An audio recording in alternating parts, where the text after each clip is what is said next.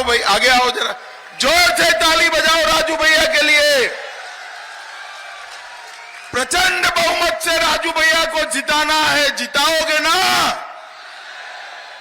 भाई और बहनों, सबसे पहले बाबूजी की कर्मभूमि हमारे एटा की धरती को प्रणाम कर कर मेरी बात की शुरुआत करना चाहता हूं।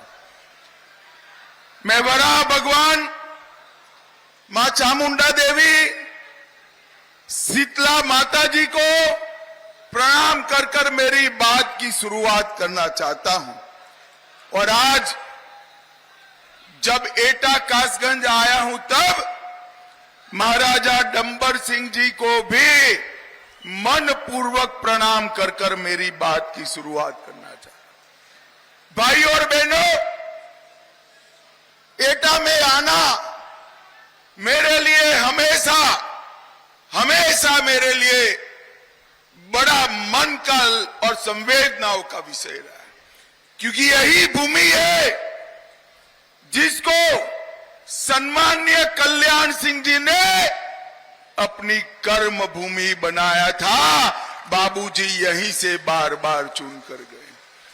भाई और बहनों, भारतीय जनता पार्टी उत्तर प्रदेश के एक एक कार्यकर्ता पर बाबूजी का बहुत बड़ा ऋण है।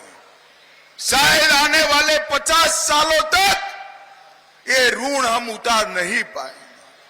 बाबूजी के नेतृत्व में ही पहली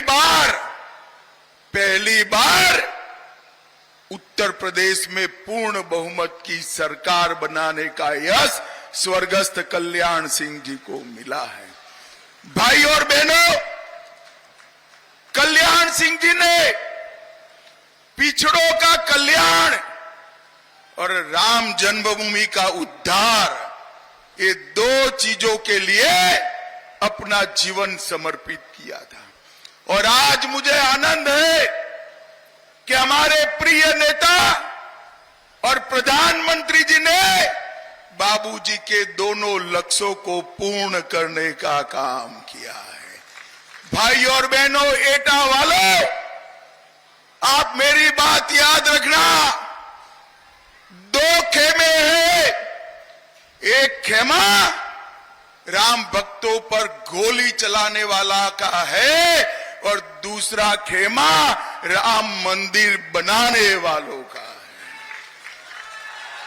मुझे बताओ एटा वालों, राम मंदिर बनना चाहिए था या नहीं बनना चाहिए था? अरे क्या आवाज है भाई। बाबूजी ने राम मंदिर के लिए अपनी कुर्सी छोड़ी, आप ऐसी आवाज करोगे? बताओ, राम मंदिर बनना चाहिए था या नहीं बनना चाहिए था? भाई और बहनों, एक कांग्रेस पार्टी, राहुल बाबा और अखिलेश यादव की पार्टियों ने 70 साल तक राम मंदिर के मुद्दे को भटका कर रखा, लटका कर रखा, अटका कर रखा। यूपी वालों, आपने मोदी जी को दूसरी बार प्रधानमंत्री बनाया। मोदी जी ने 5 अगस्त को 2020 को भूमि पूजन किया और 22 जनवरी को प्राण प्रतिष्ठा कर कर जय श्री राम कर दिया। मैं पूछना चाहता हूं अखिलेश को, अखिलेश जी, आपको प्राण प्रतिष्ठा का निमंत्रण मिला था या नहीं मिला था? ये राहुल बाबा को भी पूछना चाहता हूं, प्राण प्रतिष्ठा का निमंत्रण आपको मिला था या नहीं मिला था? सोनिया जी को भी मिला, खड़गे जी को भी मिला, अखिलेश जी को भी मिला, डिंपल यादव को भी मिला, मगर कोई वहां नहीं गया। भाई और बहनों, राम मंदिर की प्राण प्रतिष्ठा में जो लोग नहीं गए हैं, उनको मालूम है कि हम वो लोग हैं जिन्होंने कार सेवकों पर गोली चलाई थी, कार सेवकों पर गोली चलाई। भाई और बहनों, एटा की जनता ने तय करना है कि कार सेवकों पर गोली चलाने वाली पार्टी समाजवादी पार्टी को वोट देना है या राम मंदिर बनाने के लिए अपनी सरकारें कुर्बान करने वाली भारतीय जनता पार्टी और नरेंद्र मोदी को वोट देना है। यह निर्णय एटा की जनता को करना है। भाई और बहनों, मैं यहां आया हूं तब बाबूजी को मन से याद करना चाहता हूं। पूरे भारत में बाबूजी ही थे जिन्होंने पिछड़े वर्ग का, गरीबों का कल्याण करने का बीड़ा उठाया था। बाबूजी की सरकार तो चली गई मुलायम सिंह जी के कारण, परंतु जब आपने हमारे प्रिय नेता नरेंद्र मोदी जी को प्रधानमंत्री बनाया, उन्होंने पिछड़ा वर्ग को, गरीबों को आगे बढ़ाने में कोई कसर नहीं छोड़ी।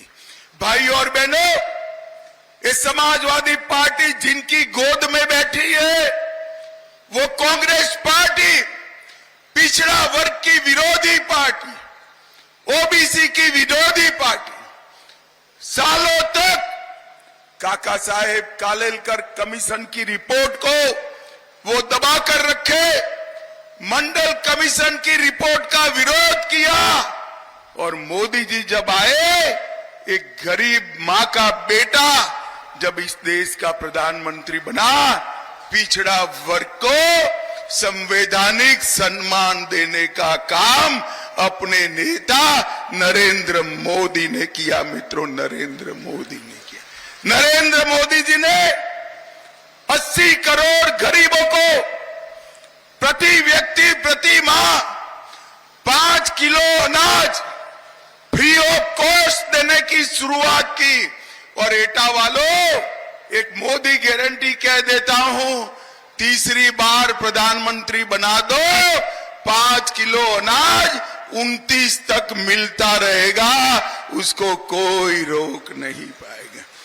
करोड़ों घरों में गैस का चूल्हा दिया, नल से जल दिया, 60 करोड़ लोगों को 5 लाख तक का पूरा इलाज फ्री ऑफ कॉस्ट कराने का काम किया, और बाद में कई सारे लोगों को घर दिया। अब तक मोदी जी 3 करोड़ गरीबों को घर दे चुके हैं। तीसरी बार प्रधानमंत्री बना दो और 3 करोड़ लोगों को घर देने का काम नरेंद्र मोदी जी करने वाले हैं। भाई और बहनों, मैं यहां आया हूं तब स्वर्गीय महादीपक सिंह साक्य को भी याद करना चाहता हूं। महादीपक सिंह जी यहां से 6 बार सांसद रहे, जिन्होंने एटा की सेवा करी, और आज उनके आशीर्वाद से ही भाजपा यहां तक पहुंची है। भाई और बहनों, मैं आज अखिलेश जी को कहना चाहता हूं कि भैया, आप जातिवाद कर रहे हो, ये तो मैं समझ गया, मगर आपको जाति में भी आपका परिवार ही दिखाई पड़ता है।